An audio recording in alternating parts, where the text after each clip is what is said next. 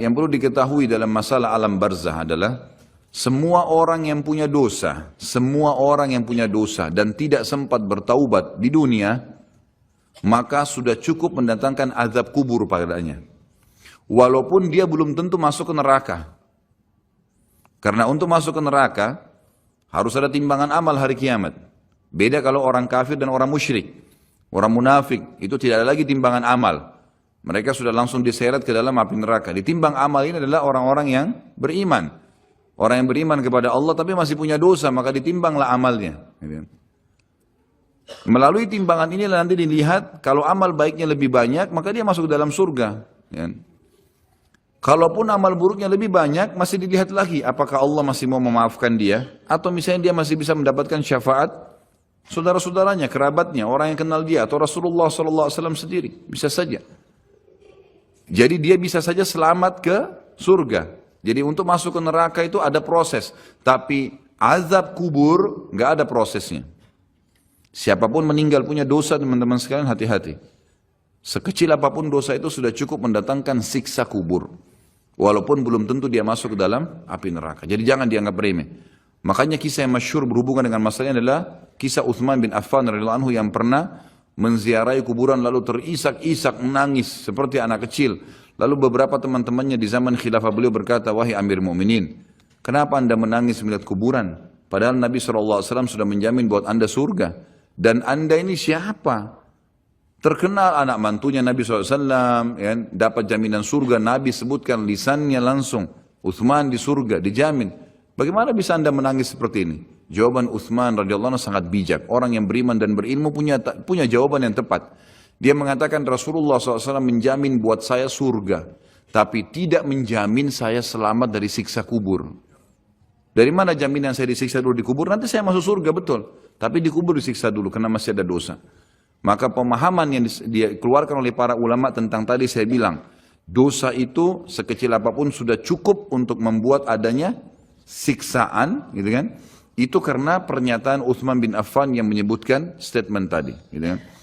Jadi kita harus memahami poin ini teman-teman sekalian. Makanya jangan pernah tunda minta maaf sama orang. Jangan pernah tunda mengembalikan haknya orang lain.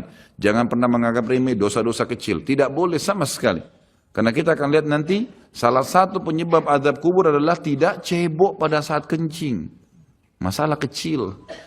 Yang dianggap kecil oleh orang. Gitu kan? Banyak orang anggap remeh. Maaf, banyak saudara-saudara kita yang membawa taksi, kendaraan umum di luar sana, kemudian kadang-kadang kita lihat di pinggir jalan kebelet kencing, main mampir sembarangan saja, ya, kencing sembarangan, tidak membersihkan dirinya, ini berbahaya, penyebab azab kubur. Kata ulama, kalau kencing saja itu sudah menjadi penyebab, bagaimana dengan buang air besar, bagaimana dengan orang junub tidak mandi, bagaimana dengan hal-hal yang lebih besar lagi, gitu kan? Karena memahami hukum-hukum syari seperti ini, kalau hal yang kecil saja dilarang, berarti hal yang besar lebih pantas untuk dilarang. Kalau hal kecil saja mendatangkan azab, berarti hal yang lebih besar lebih pantas mendatangkan azab. Jadi harus hati-hati, gitu kan? Kalau amal ibadah kecil kita kerjakan sudah besar pahalanya, bagaimana dengan amal yang wajib misalnya atau amal yang besar yang kita kerjakan? Kalau umrah fadilahnya besar, berarti haji lebih besar. Kalau sholat sunnah besar, tahajud, maka sholat 5 waktu lebih besar pahalanya, dan seterusnya. Jadi poin-poin ini dalam mukaddimah kita harus difahamin baik-baik, gitu kan? Terutama yang terakhir saya ucapkan tadi, hati-hati teman-teman sekalian. Saya juga tahu diri saya pasti punya salah, tapi saya mengajak diri saya dan jemaah sekalian untuk beristighfar kepada Allah, bertaubat. Jangan tunda pengembalian haknya orang lain, meminta maaf kalau punya kesalahan. Jangan tunda-tunda, jangan bilang nanti Idul Fitri baru saya minta maaf. Nggak ada perintah dalam agama seperti itu. Sebelum pejamkan mata nanti malam minta maaf semua. Dan orang cerdas adalah orang yang tidak menyiapkan musuh pada hari kiamat. Hati-hati. Jangan siapkan musuh siapapun dia. Jangan pernah caci maki orang lain, jangan pernah anggap remeh orang lain. Sampai Hasan Basri rahimahullah waktu ditanya tentang definisi tawadhu, apa itu tawadhu? Karena Nabi SAW mengatakan, jadi ulama-ulama di Irak sering kumpul membicarakan hal-hal yang mungkin bagi orang awam dianggap biasa gitu. Tapi bagi mereka bobotnya besar. Ulama-ulama Irak berkumpul dan Hasan Basri juga hadir situ rahimahumullah. Lalu mereka berkata, malam ini kita diskusikan tentang definisi tawadhu. Karena Nabi SAW mengatakan man tawadhu lillahi rafa'ahu Allah. Dalam hadis sahih riwayat Imam Ahmad dan Abu Daud. Siapa yang bertawadhu kepada Allah, merendah karena Allah, Allah akan angkat derajatnya. Maka setiap orang ulama memberikan definisinya masing-masing sampai akhirnya tiba di giliran Hasan Basri rahimahullah, mereka berkata, wahai apa pendapat anda wahai ayahnya Abdullah? Ya. Maka Hasan Basri mengatakan kalian sudah memberikan banyak sekali definisi. Kalau menurut saya tawadhu ialah jangan kau lihat siapapun muslim di depan matamu, ya, kecuali kau sudah langsung menanamkan dalam dirimu kalau dia lebih baik daripada kamu. Itu tawadhu. Siapapun dia. Mau dia cuma mungut-mungut sampah di pinggir jalan, mau dia cuma ini, mau dia cuma itu, tetap kita harus menganggap dia lebih baik daripada kita. Sehingga tidak ada celah untuk menganggap diri kita lebih baik. Dan akhirnya muncul kesombongan. Karena hadis jelas. Hadis yang sahih mengatakan siapa dalam hatinya seperti biji sawi dari kesombongan, maka tidak akan mencium bau surga. Berat, gitu kan?